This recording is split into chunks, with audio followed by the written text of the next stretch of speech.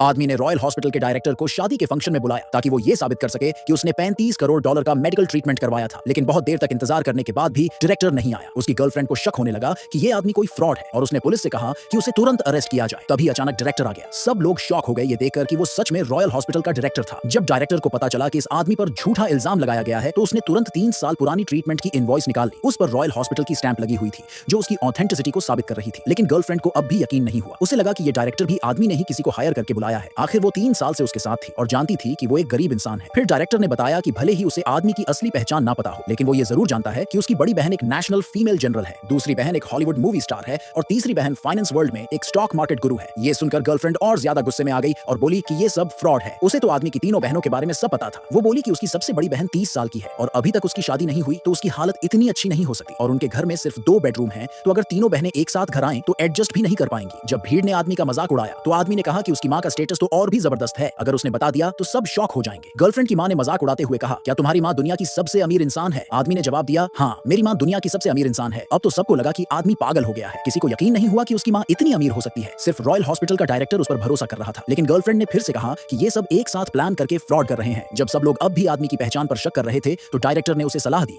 कि उसे इन लो क्लास लोगों से रिश्ता रखने और उनकी इंसल्ट सहने की कोई जरूरत नहीं है। आदमी ने गुस्से में कहा कि वो अब इन लोगों से सारे रिश्ते तोड़ देगा और शेन फैमिली की बेटी से शादी करेगा। लेकिन उसके पिता ने इस रिश्ते का कड़ा विरोध किया क्योंकि उसे हमेशा से लगता था कि आदमी गरीब है और उसकी बेटी के लायक नहीं है। आदमी ने तुरंत अपना फोन उठाया और अपनी मां को कॉल करके कहा कि वो जल्दी से शादी की जगह पर पहुंचे। जब गर्लफ्रेंड ने सुना कि आदमी की मां का हेलीकॉप्टर लैंड करने वाला है तो वो जोर जोर से हंसने लगी। गर्लफ्रेंड की मां ने भी उसका मजाक उड़ाया और उसे झूठा कहा। साथ ही अपनी बेटी की तारीफ करते हुए बोली कि अच्छा हुआ उसने इसे छोड़ दिया। गर्लफ्रेंड को भी लगा कि अपने पुराने क्लासमेट से शादी करना ही सही फैसला है। आदमी को जलाने के लिए उसने अपने न्यू फियांसे के साथ सबके सामने प्यार जताना भी शुरू कर दिया। आदमी को ये सब देखकर बहुत बेइज्जती महसूस हुई और गुस्से में उसने अपने सेक्रेटरी की पीठ पर 4 अक्षर लिख दिए जिससे ये तय हो गया कि वो अपनी गर्लफ्रेंड से रिश्ता तोड़ देगा। गर्लफ्रेंड की मां को लगा कि आदमी फिर से कोई नया नाटक कर रहा है, इसलिए उसने पुलिस से कहा कि उसे तुरंत अरेस्ट कर लिया जाए। पुलिस ने डायरेक्टर से उसका आईडी दिखाने को कहा ताकि उसकी पहचान पक्की हो सके। लेकिन जब पुलिस ने उसकी आईडी चेक की तो वो हैरान रह गए और उनके हाथ कांपने लगे। जब रॉयल हॉस्पिटल के डायरेक्टर की पहचान कंफर्म हो गई तो पुलिस बिना कुछ कहे वहां से चली गई। ये देखकर गर्लफ्रेंड को यकीन ही नहीं हुआ। उसे लगा कि जिसे उसने एक झूठा और गरीब समझकर छोड़ दिया था